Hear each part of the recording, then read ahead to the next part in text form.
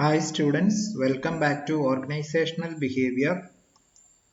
ഇന്ന് നമ്മൾ ഡിസ്കസ് ചെയ്യാൻ പോകുന്ന topic nature of OB, nature of organisational behaviour എന്നുള്ളതാണ്.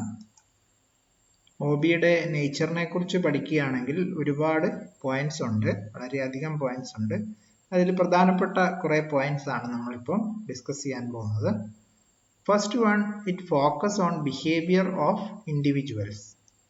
വ്യക്തികളുടെ സ്വഭാവ സവിശേഷതകളിലേക്ക് കൂടുതൽ ഫോക്കസ് ചെയ്യുന്ന ഒരു സബ്ജക്റ്റ് ആണ് OB എന്ന് പറയുന്നത്. It is Inter disciplinary. OB എന്ന് പറയുന്ന സബ്ജക്റ്റ് ഫോം ചെയ്തിരിക്കുന്നത് പലതരത്തിലുള്ള സബ്ജക്റ്റുകൾ ചേർന്നിട്ടാണ്.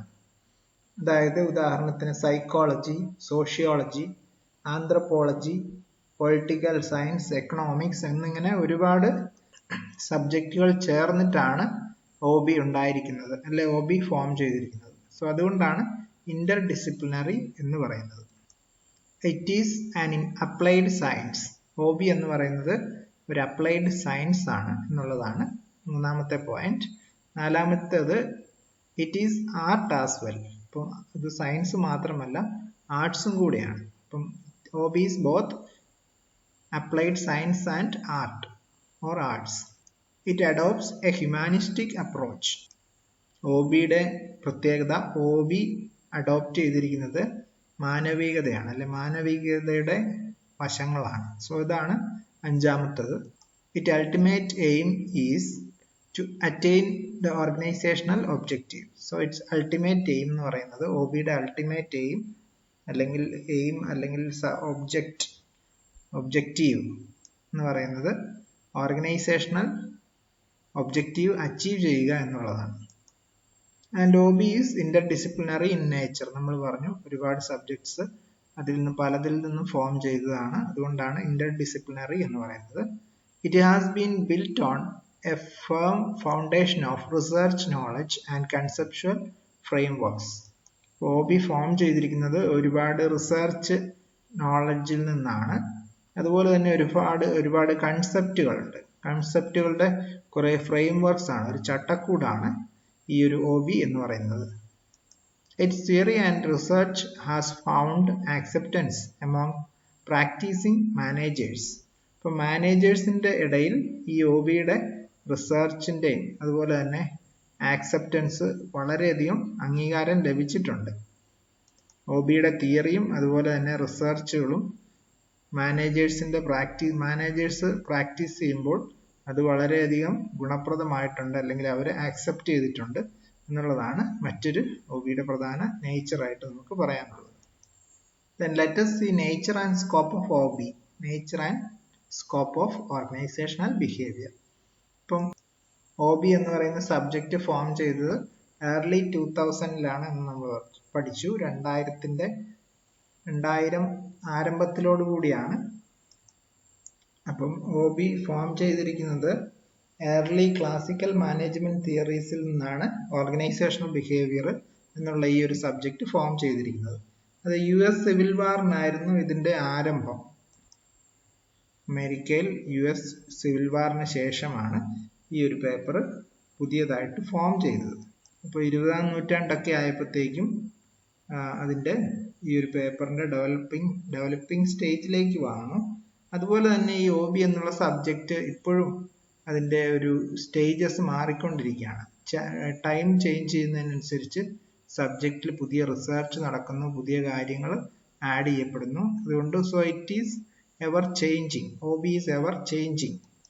OB is likely to change from time to time എന്നാണ്. സോ ഇനി നമുക്ക് ഡിസ്കസ് ചെയ്യാനുള്ള topic nature and scope of OB എന്നുള്ളതാണ്. അപ്പൊ അതിൽ ആദ്യത്തേത് ഇന്റർ ഡിസിപ്ലിനറി അപ്രോച്ച് ആണ്. നമ്മൾ ഓൾറെഡി പറഞ്ഞു കഴിഞ്ഞു.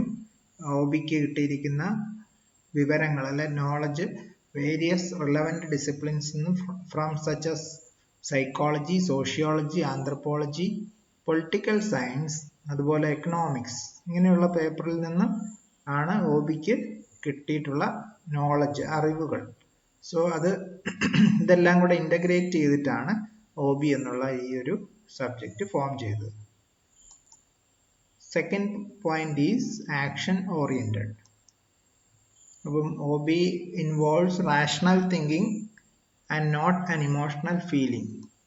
ഇപ്പോൾ OBയിൽ പ്രധാനമായിട്ടും റാഷണൽ തിങ്കിങ് ആണ്, വിവേചനത്തോടു കൂടിയുള്ള ചിന്തകളാണ് OBയിൽ പ്രാധാന്യം.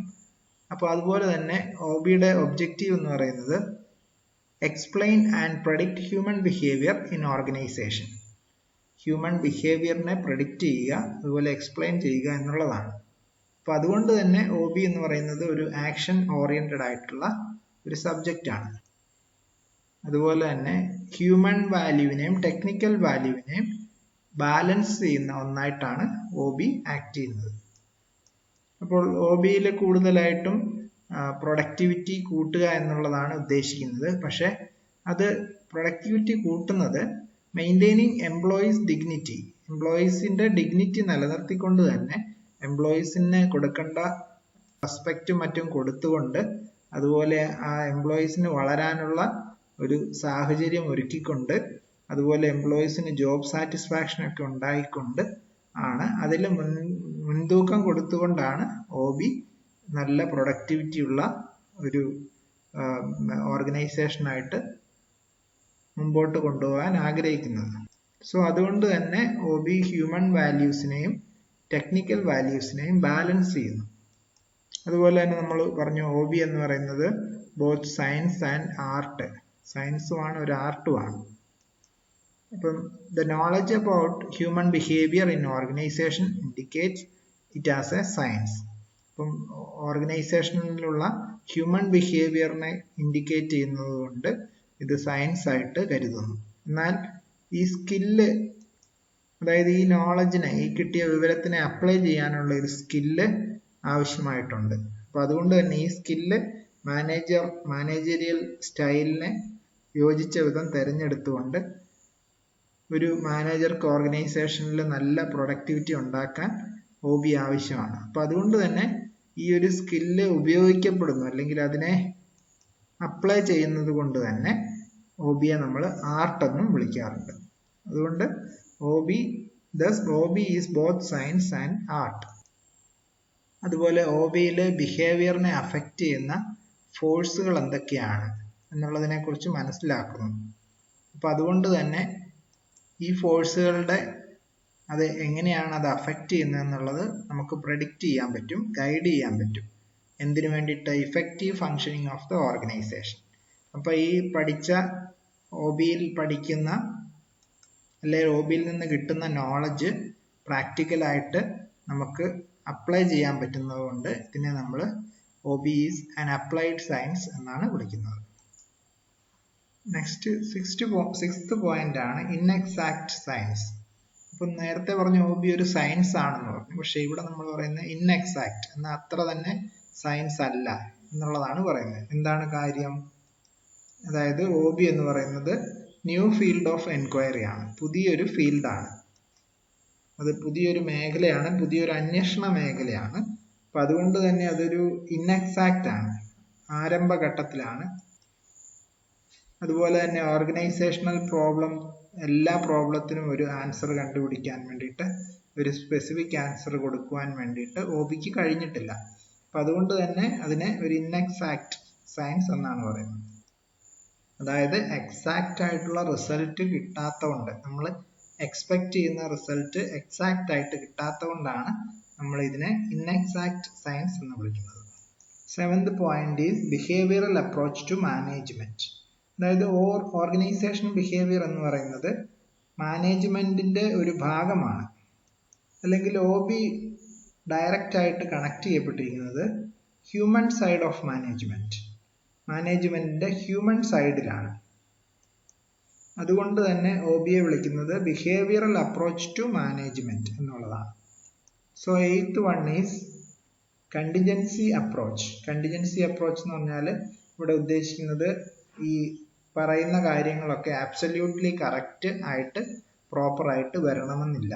അപ്പം there are very few absolutes in organizational behavior. അതായത് ചില സ്പെസിഫിക് ആയിട്ടുള്ള സിറ്റുവേഷന് ചിലപ്പം വളരെ അപ്രോപ്രിയേറ്റ് ആയിട്ട് സ്യൂട്ടബിൾ ആയെന്നിരിക്കും, എന്നാൽ എല്ലായിടത്തും ഇത് അത്ര സ്യൂട്ടബിൾ ആവണമെന്നില്ല. അപ്പോൾ അതുകൊണ്ട് തന്നെ OBയുടെ കൺസെപ്റ്റുകൾ ആകസ്മികമാണ്. അതുകൊണ്ട് തന്നെ ഇതിനെ കണ്ടിജൻസി അപ്രോച്ച് എന്ന് വിളിക്കാറുണ്ട്. നെക്സ്റ്റ് പോയിന്റ്, അതായത് 9th വൺ ആണ് എ സിസ്റ്റം അപ്രോച്ച്. OBയെ ഒരു സിസ്റ്റം അപ്രോച്ച് ആയിട്ടാണ് കാണുന്നത്. എന്തുകൊണ്ടാണ്? OBക്ക് ഒരു സിസ്റ്റമാറ്റിക് ആയിട്ടുള്ള ഒരു വിഷൻ ഉണ്ട്, ഒരു കാഴ്ചപ്പാടുണ്ട്.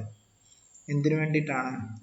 ഓർഗനൈസേഷണൽ ഫങ്ഷനെ അഫക്റ്റ് ചെയ്യുന്ന എല്ലാ വേരിയബിൾസിനെയും കുറിച്ച് വളരെ നല്ല ഒരു സിസ്റ്റമാറ്റിക് ആയിട്ടുള്ള ഒരു കാഴ്ചപ്പാടുള്ളത് കൊണ്ടാണ് OBയെ എ സിസ്റ്റം അപ്രോച്ച് എന്ന് വിളിക്കുന്നത്.